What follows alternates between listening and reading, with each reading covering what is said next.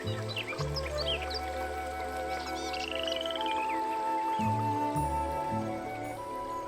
आप जानते हैं कि आज हम सब क्यों जिंदा हैं? शुक्र है उस वफादार इंसान का जो बहुत समय पहले परमेश्वर के साथ साथ चला था।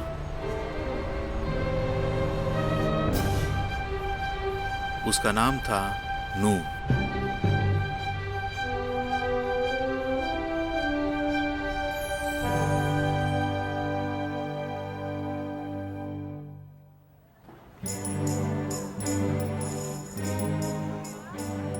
बाइबल की उत्पत्ति किताब का अध्याय 6 हमें बताता है कि पहले इंसान आदम की मौत के करीब 600 साल बाद कुछ स्वर्गदूतों ने धरती पर नजर डाली और स्त्रियों को देखा।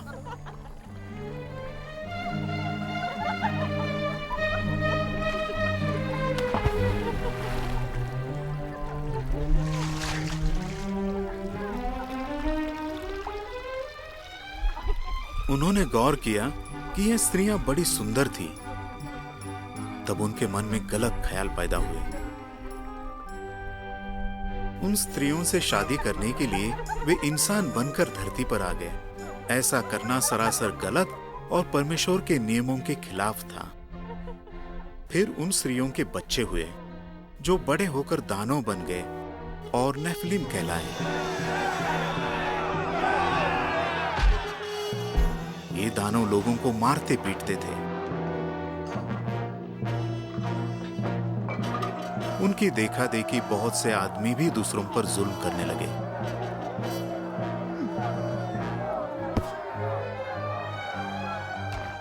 और तो और बच्चे भी हिंसक बन गए।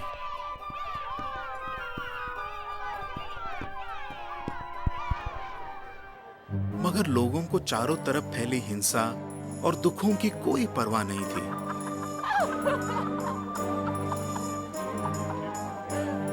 वे बस खाने पीने, शादी ब्याह करने और मौज मस्ती में डूबे हुए थे।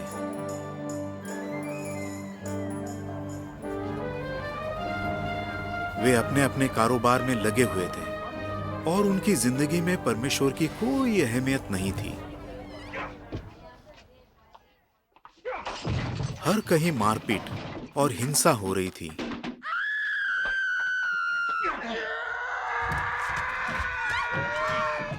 मासूम लोगों पर जुल्म ढाए जा रहे थे।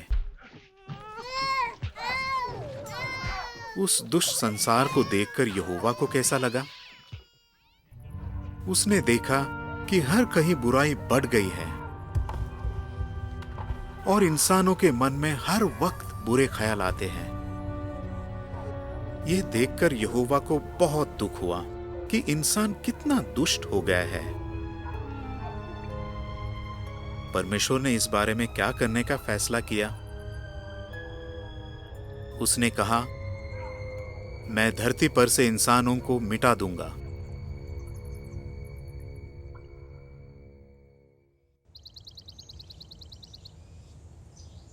क्या इसका मतलब था कि कोई भी जिंदा नहीं बचता? नहीं, ऐसी बात नहीं है। बाइबल बताती है कि हिंसा से भरी उस दुनिया में कम से कम एक इंसान ऐसा था जो परमेश्वर की आज्ञा मानता था। वो था नूह। परमेश्वर का भय मानने वाले नूह के 3 बेटे थे। शायद एपेत सबसे बड़ा था।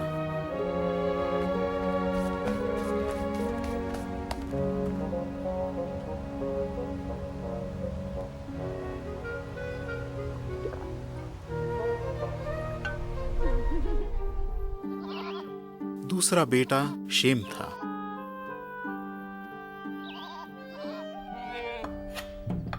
हाम सबसे छोटा था।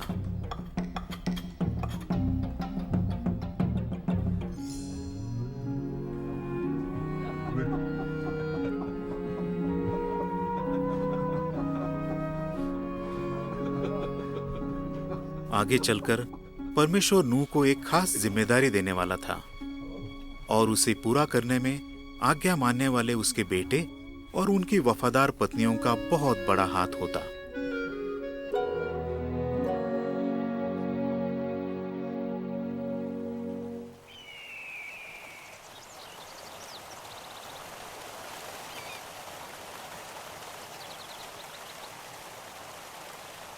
यहोवा ने नूह को क्यों चुना? उसमें ऐसी क्या खूबी थी? नूह एक वफादार इंसान था जो हर दिन परमेश्वर की सेवा करते हुए उसके साथ साथ चलता था। वो बाकी लोगों से अलग था क्योंकि वो परमेश्वर का हुक्म मानता था।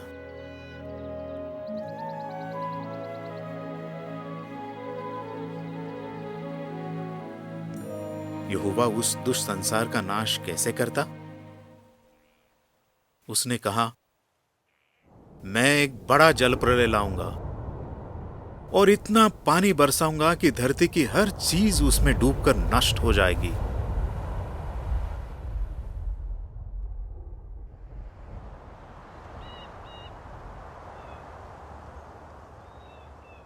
मगर परिंदों और जानवरों का क्या होता? साथ ही वफादार नूह और उसके परिवार का क्या होता?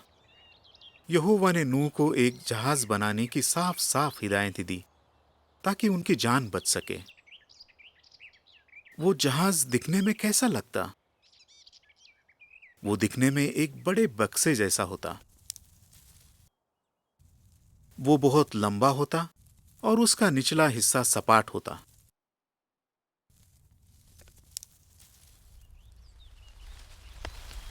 इस विशाल जहाज को बनाने के लिए उन्हें सबसे पहले एक बहुत बड़ा इलाका साफ करना था।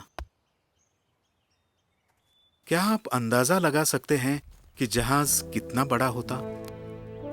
वो 400 फुट लंबा होता, यानी एक फुटबॉल मैदान से भी बहुत लंबा, और करीब 70 फुट चौड़ा और 4 मंजिला इमारत जितना ऊंचा। नूह ने उसे जंगल के पास बनाया होगा क्योंकि उनके लिए वहां से लकड़ी काटकर लाना आसान रहा होगा। मगर नूह और उसका परिवार, सिर्फ ये 8 लोग इतना बड़ा जहाज कैसे बना पाते? ऐसा काम उन्होंने पहले कभी नहीं किया था।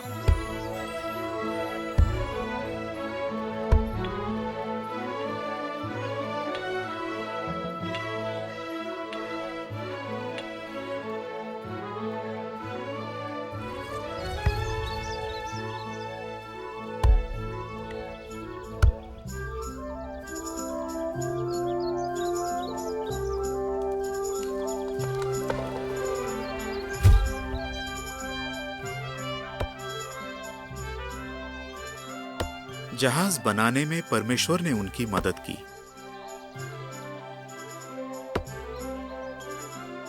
इसके अलावा उन्हें एक और जरूरी काम करना था। आने वाले प्रलय के बारे में उन्हें दूसरों को खबरदार करना था। क्या आप अंदाजा लगा सकते हैं कि लोगों पर इसका क्या असर हुआ होगा?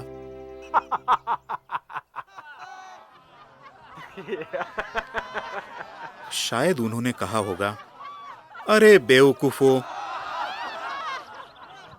तुम्हें क्या डिब्बा बना रहे हो? तुम क्यों बेकार में अपना वक्त बर्बाद कर रहे हो? ये दुनिया नाश नहीं होने वाली। उन्होंने नूह की चेतावनी को अनसुना कर दिया और बस मौज मस्ती में डूबे रहे। मगर नूह ने परमेश्वर की बात मानी, लोगों की नहीं। नूह और उसके परिवार को जहाज बनाने में बरसों लगे। परमेश्वर की आज्ञा मानते हुए उन्होंने 40 साल से ज्यादा समय तक कड़ी मेहनत की।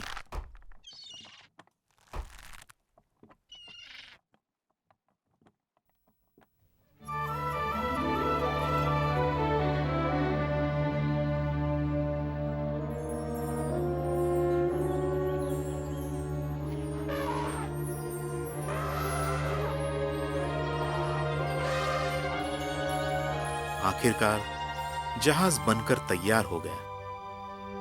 उन्होंने जहाज इस तरह बनाया कि पानी अंदर न जा सके। रोशनी और ताजी हवा के लिए उन्होंने चारों तरफ खिड़कियां बनाई और एक बड़ा सा दरवाजा भी बनाया। नूह और उसके परिवार को कई दिनों तक जहाज में रहना था, इसलिए उन्हें खाने के लिए फल, अनाज और दूसरी चीजें इकट्ठी करनी थी। उन्हें अपने और पशु पक्षियों के लिए पानी भी भरकर रखना था। मगर अभी उनका काम पूरा नहीं हुआ था।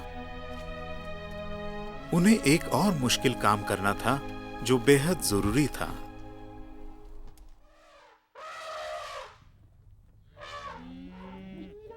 उत्पत्ति का अध्याय 7 हमें बताता है कि नूह और उसका परिवार अलग अलग किस्म के जानवरों को जहाज में ले जाने लगा। यह काम उन्हें जल्द से जल्द करना था। क्यों? क्योंकि परमेश्वर ने उन्हें बताया, अब सिर्फ 7 दिन रह गए हैं। मैं धरती पर 40 दिन और 40 रात पानी बरसाऊंगा। पूरी धरती पानी में डूब जाएगी। मैं हर जीवित प्राणी का नामो निशान मिटा डालूंगा। इसलिए तुम शुद्ध जानवरों में से 7 ले जाओ, जिन्हें तुम मेरी उपासना के लिए इस्तेमाल कर सको।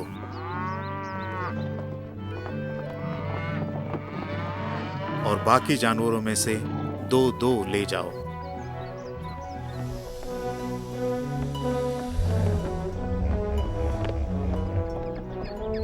इतने सारे जानवरों को जहाज में ले जाने के लिए बेशक यहोवा ने नूह की मदद की होगी।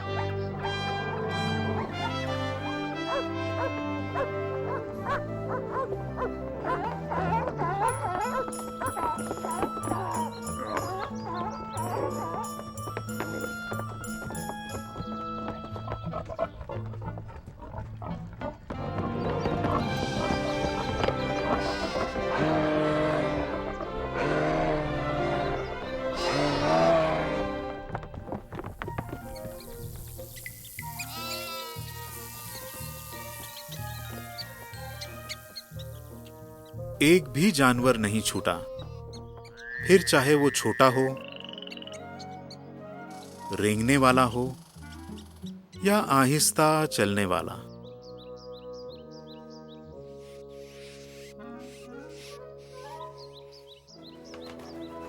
क्या नूह ने जरा भी वक्त गंवाया? क्या उसने सोचा ये काम मैं कल भी कर सकता हूं? नहीं, उसने वही किया जो यहोवा ने बताया था। यह काम इतना आसान नहीं था, मगर इस मामले में भी नूह और उसके परिवार ने दिखाया कि वे परमेश्वर का भय मानते और उसकी आज्ञा का पालन करते हैं। उन्होंने वही किया जो यहोवा ने बताया था।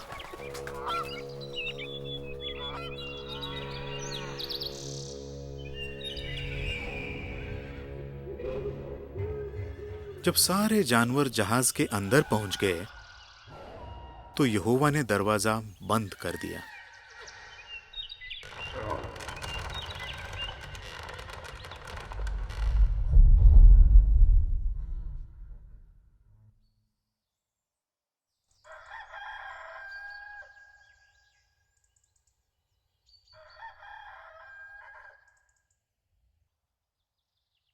अब नूह और उसके परिवार को इंतजार करना था। क्या वाकई जल प्रलय आता, या कहीं वे खुद को जहाज में बंद करके एक मजाक तो नहीं बन जाते?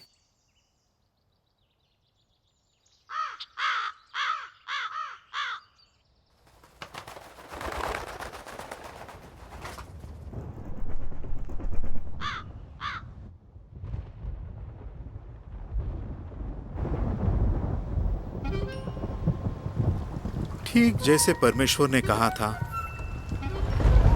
आकाश के झरोखे खुल गए।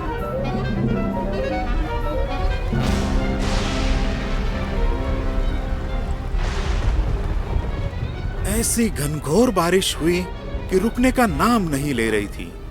वो एक महाजल प्रलय था। 40 दिन और 40 रात लगातार पानी बरसता रहा। जी हां, यहोवा अपनी जबान का पक्का निकला। पानी बढ़ता ही चला गया। जब जहाज पानी के ऊपर डोलने लगा तो सोचिए कि जो अंदर थे उनका क्या हाल हुआ होगा।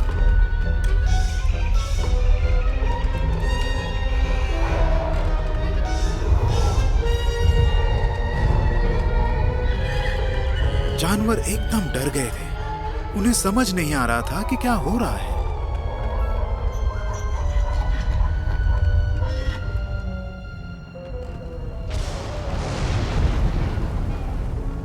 जहाज धीरे धीरे पानी के साथ ऊपर उठने लगा।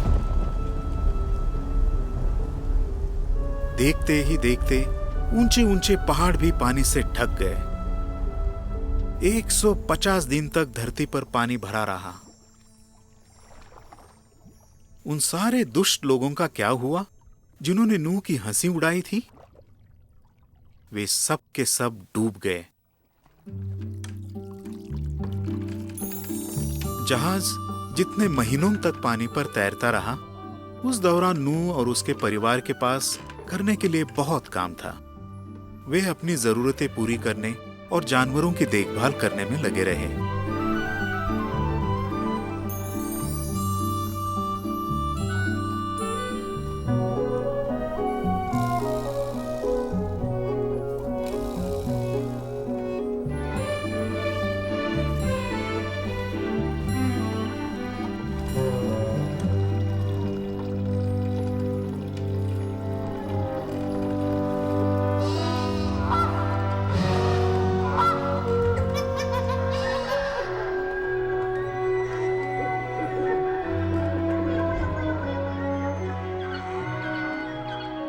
जो जानवर जहाज में थे, सिर्फ वे और नूह का परिवार जिंदा बचा।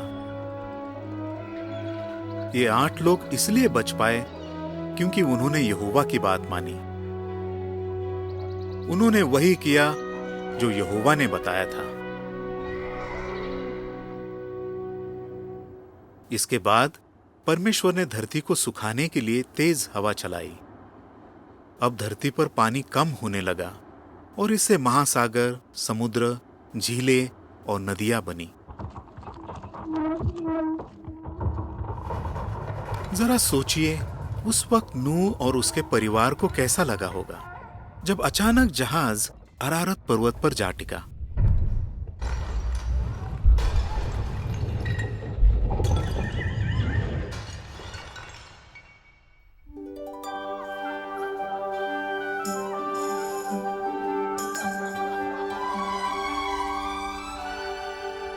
इसके बाद क्या हुआ? उत्पत्ति का अध्याय 8 कहता है कि नूह ने यह देखने के लिए एक कौवे को बाहर उड़ाया कि आसपास सूखी जमीन है या नहीं।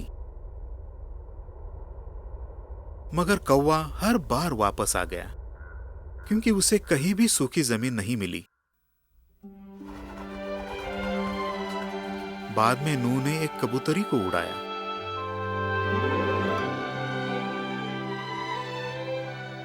वो दूर दूर तक गई मगर उसे कहीं कोई पेड़ नहीं मिला।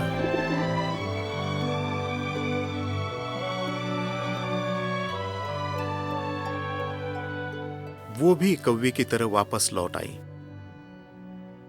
7 दिन बाद नूह ने कबूतरी को फिर से उड़ाया।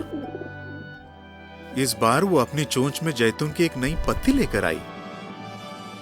इससे नूह जान गया कि कहीं कहीं पौधे उगने लगे हैं। धीरे धीरे सारी धरती सूख गई।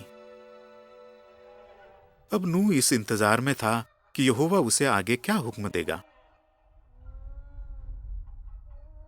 परमेश्वर ने कहा, तू अपने परिवार को लेकर जहाज से बाहर निकला और जानवरों और परिंदों को भी बाहर ले आ।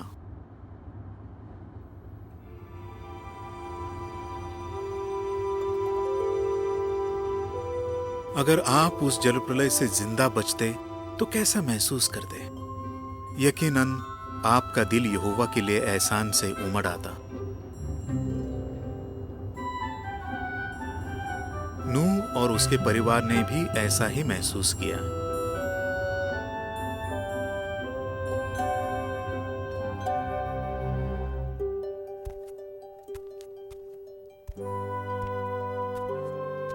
उन्होंने अपना एहसान जताने के लिए एक वेदी बनाई।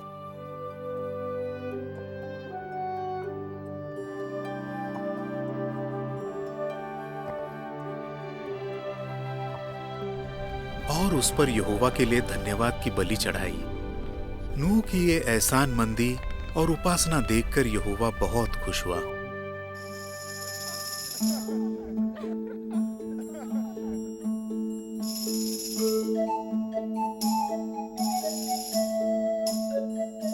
नूह और उसके परिवार ने खुशियां मनाई क्योंकि यहोवा ने उनकी जान बचाई थी।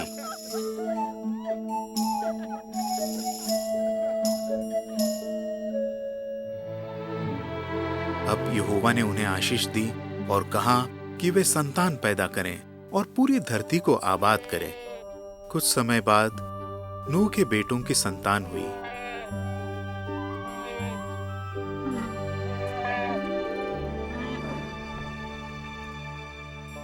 जानवरों के भी बच्चे हुए। इस तरह धरती पर इंसान और जानवर बढ़ने लगे।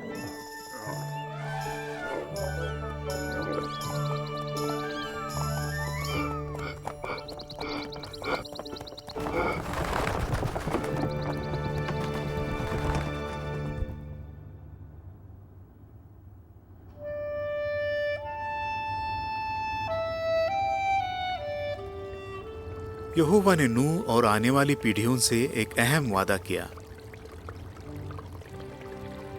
मैं फिर कभी ऐसा जलप्रलय लाकर धरती को नाश नहीं करूंगा। अपने वादे की याद दिलाने के लिए उसने आकाश में एक सुंदर निशानी दिखाई। मैं तुम्हारे लिए बादलों में अपना मेघ धनुष देता हूं, जो धरती के बारे में मेरे इस वादे की निशानी है। आप भी नूह की तरह बन सकते हैं। कैसे? उसकी अच्छी मिसाल पर चलकर। उसका परिवार आध्यात्मिक बातों में बहुत मजबूत था। उन्होंने साथ मिलकर जहाज बनाया और जानवरों की देखरेख की।